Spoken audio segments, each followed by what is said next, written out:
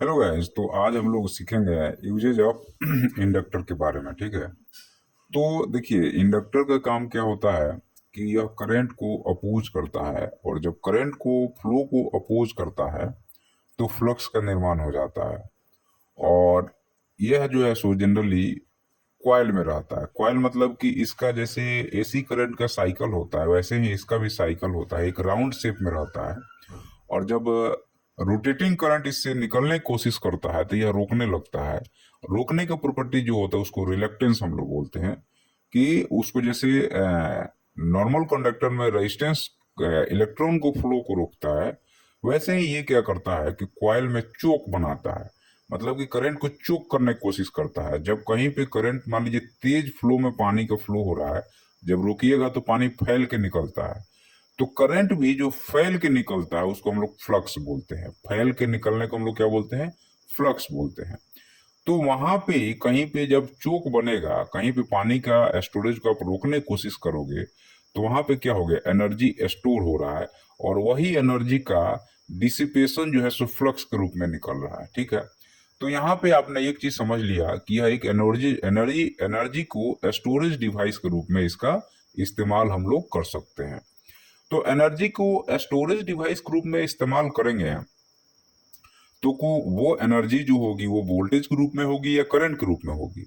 तो याद रखिएगा कि चूंकि किसी भी कॉइल में आप करंट को फ्लो कर रहे हैं और वहां पे रेजिस्टेंस की प्रॉपर्टी नहीं है, तो वहां वोल्टेज जनरेशन मुश्किल है। समझना, आप बात को बहुत डीप बात बता रहा हूँ।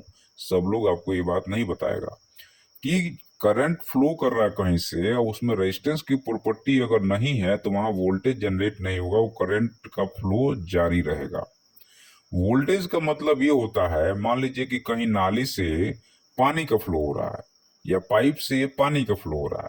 तो पानी का फ्लो हो रहा है, तो पानी को जब तक आप रोकोगे नहीं वहां वोल्टेज का निर्माण नहीं होगा। मतलब कि मुझे रोकने के लिए एक्स्ट्रा कोई डिवाइस लगाना पड़ेगा। अब समझना इस बात को कि जब कॉइल में करंट के फ्लो को आप रोक रहे हो तो एनर्जी रुकेगा और फिर वो फैलेगा तो फ्लक्स के रूप में निकला। तो याद रखना कि यहाँ पे वोल्टेज स्टोरेज, ये करंट स्टोरेज डिवाइस है, वोल्टेज स्टोरेज डिवाइस नहीं है। जैसे कैपेसिटर एक वोल्टेज स्टोरेज डिवाइस है, लेकिन इंडक्टर एक करंट स्टोरेज डिवाइस है। इस चीज को बहुत ध्यान से समझ लेना आप। जैसे रजिस्टर है तो रजिस्टर वोल्टेज जनरेशन डिवाइस है, और कैपेसिटर जो है, इंडक्टर जो है, वह क्या है? तो यह जो है आपको एनर्जी स्टोरेज डिवाइस है, लेकिन यह करंट का ही स्टोर कर सकता है, वोल्टेज का स्टोर नहीं कर सकता है। अब यहाँ पे हम लोग स्विच मोड पावर सप्लाई का यूज करते हैं, तो वहाँ इंडक्टर का हम लोग यूज करते हैं, इंडक्शन सर्किट का यूज करते हैं, ताकि हमें जो स्विच ऑन या ऑफ करने का प्रॉपर्टी जिसमें रहता है। उसके बाद में हम लोग बैकअप पावर के रूप में भी इसमें यूज कर सकते हैं। उसका कारण ये रहता है कि यह एनर्जी को क्या करता है? स्टोर करके रखता है। तो जहां पे करंट सप्लाई आपको चाहिए है, वोल्टेज सप्लाई नहीं, करंट सप्लाई चाहिए, वहां पे आप इंडक्टर का यूज कर सकते हैं। नेक्स्ट इसमें जो होता है वह होता है सेंसर। तो चूंकि इंडक्टर क्या करता है कि जब इंडक्टर किसी सर्किट में आप लगाओगे तो वहां पे क्या होगा? वहां पे करंट का फ्लो रुकेगा, फ्लक्स बनेगा, और जहां फ्लक्स आया मतलब वहां मैग्नेटिक फील्ड आ गया।